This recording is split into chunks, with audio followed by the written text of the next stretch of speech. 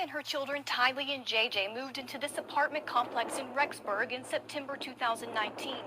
This courtyard is where JJ is seen on camera playing with neighborhood kids. But also in September, according to police, the children would go missing. On November 26, 2019, Rexburg police knocked on this door, conducting a welfare check requested by JJ Vallow's grandparents. Lori told police that JJ was in Arizona with a friend.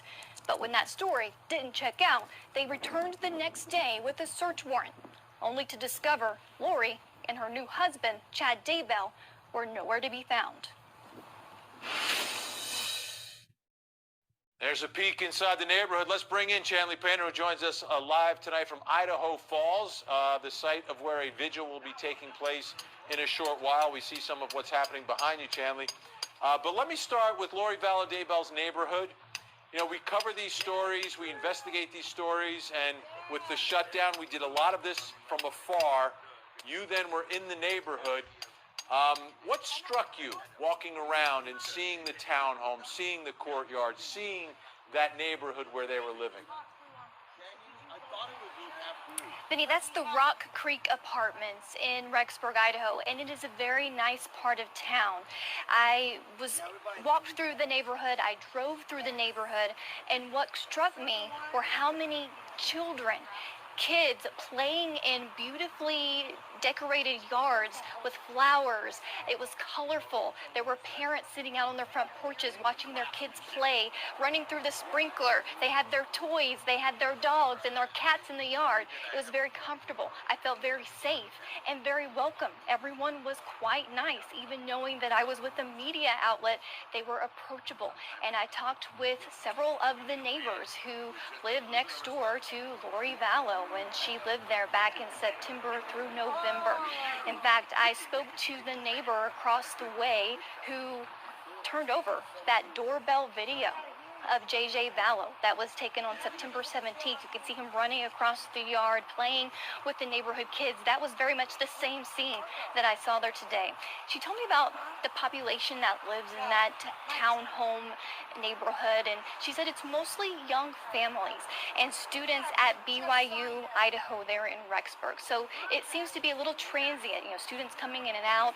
But also, while I was standing there, one of the administrators from the complex showed an older couple, grandparent age, the apartment right next to what used to be Lori Vallow's, and that would have been Melanie Boudreau's apartment where she lived, and they were in there looking at that. So very much a hometown, comfortable, close-knit community in that complex. Did anyone mention anything about seeing anything out of the ordinary with Lori Vallow Daybell and JJ and Tylee when they, you know, moved in and were spending time there and living there? Right, I spoke to the neighbor again, the one with the doorbell video. She didn't want to be on camera with us. She wanted to avoid being a part of the biggest story ever out of Rexburg, Idaho, unfortunately happening right across her lawn. She said that she only saw Lori one time while Lori lived there, because she only lived there for a short while. She never saw Tylee Bryant during that time.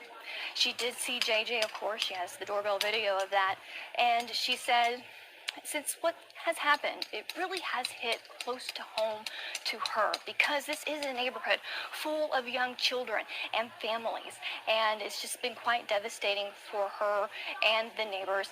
And Vinny, I also talked to the new residents of Lori Vallow's apartment, number 175 there, and she said that they didn't know that when they signed the contract that they were moving into what was Lori Vallow's home, and she lives there with her husband and family. Very wonderful, nice people.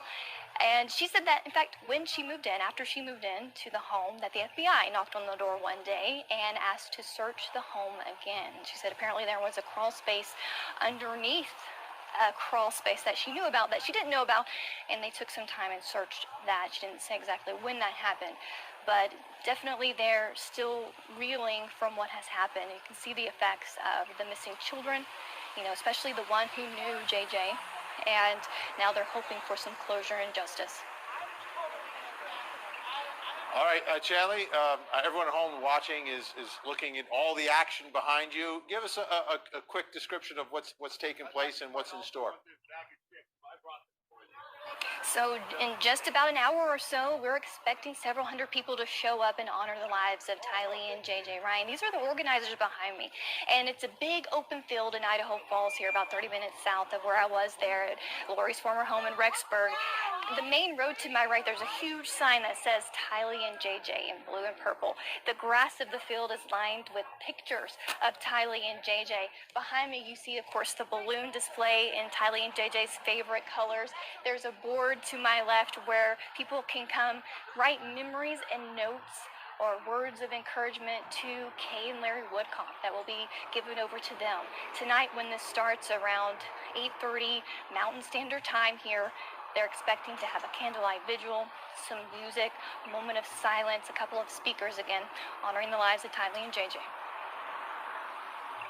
Let's bring Court TV anchor Julie Grant into our conversation here. Julie, as we see what's happening out there, I keep hearing Chanley describing the people of Idaho that she's running into in all these neighborhoods. And Julie, you know what it's like when you're covering a story and it's a big story. A lot of times people don't want to bother with us. You know, they do things and, you know, they give us the one finger salute. They do all these things. But she keeps saying how nice everyone is.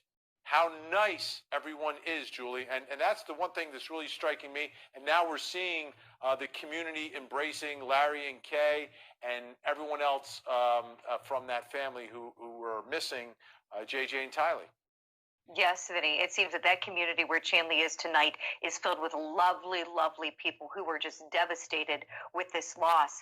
And the big shame of it is that JJ and Tylee never got to know those people. They never had a fair chance at getting to live in that community, enjoy all of the love and support that these folks have to offer them. That's the real shame of it. The way that their mother uprooted them from Arizona, you know, right after her brother killed Charles Vallow. You know, I think that was husband number 4. And then uproots the kids to Rexburg, Idaho, where Mr. Doomsday is. They're not married yet because, of course, he's still married to Tammy Daybell. And by the way, Vinny, I keep thinking about what those kids, I understand they have 5 children together, Tammy and Chad Daybell. Their mother gone from them, taken way too soon. And now this was in October that she passed away, October 19th. Her body was exhumed in December, and that autopsy is still going on, by the way. Those children, their heads have to be spinning that now dad is under arrest and charged with, you know, concealing the evidence of children, the remains of children said by other family members to be JJ and Tylee. Those poor children that belonged to Chad Daybell and Tammy Daybell, my goodness, still mourning the loss of their mother, and then now this. And Cult Mom, she's buying her wedding ring weeks before Tammy Daybell is even dead. And by the way, Cult Mom, Vinny, you know, I keep waiting to hear something from her. This silence from her to me right now is deafening. And I understand as an attorney, I certainly understand that she's got a lawyer, doesn't have to say a word. But wouldn't you think, as the mother of these 2 children missing since September, if you found out and family members are saying that these are your kids found dead in that backyard of your husband, and you had nothing to do with it, wouldn't you think she would be speaking out saying, oh my goodness, I am outraged, this is the worst thing in the world? And yet we're hearing nothing from her. I think that omission is huge, Vinny.